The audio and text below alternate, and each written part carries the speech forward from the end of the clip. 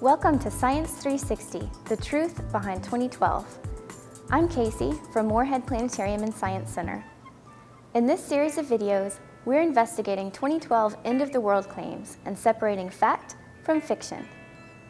One popular 2012 apocalypse claims concerns the alignment of all of our solar system's planets. Let's look at this in more detail.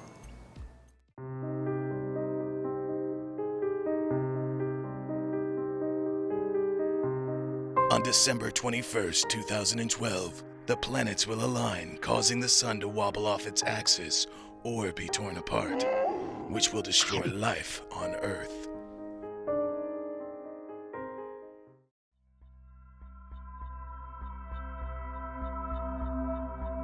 The planetary alignment claim is a popular end-of-the-world idea, and it shows up in movies and literature all the time. There are two main questions here. One, will the planets align on December 21st, 2012? And two, would an alignment damage our sun? Let's answer these questions together. Planets travel around the sun in predictable, regular orbits. Because of this, we can use computer programs to very accurately map the planet's positions on any date, past, present, or future. In fact, you can do this yourself online. This diagram shows where our solar system's 8 planets and Pluto will be on December 21st, 2012. Before we talk any more about this, think about this diagram for a moment. Do you notice anything wrong with this picture? If you are thinking that this image doesn't look quite right, you are correct. All of the objects in this diagram are shown as being the same size, when in reality the sun is much larger than any of the planets. But this picture isn't completely correct either, because although the sizes of each object are correct, the distances are not. If we took a real picture of the solar system, the orbits of the inner planets would be too close together to see where the planets are. So the orbits in this diagram have been resized so that the planets' positions are clear. As you can see, there is no planetary alignment on this date. In fact, as far as astronomers can figure, there has never been an exact alignment of all of the solar system's planets. But let's say there were an alignment. Would it cause problems for us here on Earth?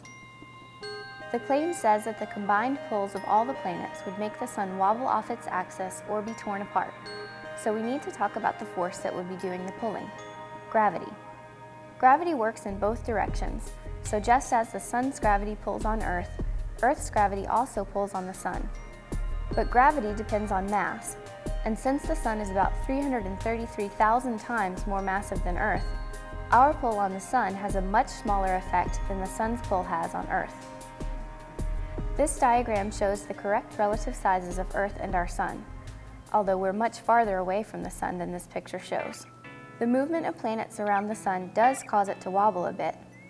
In fact, looking for wobbly stars is one way that we search for planets outside our solar system.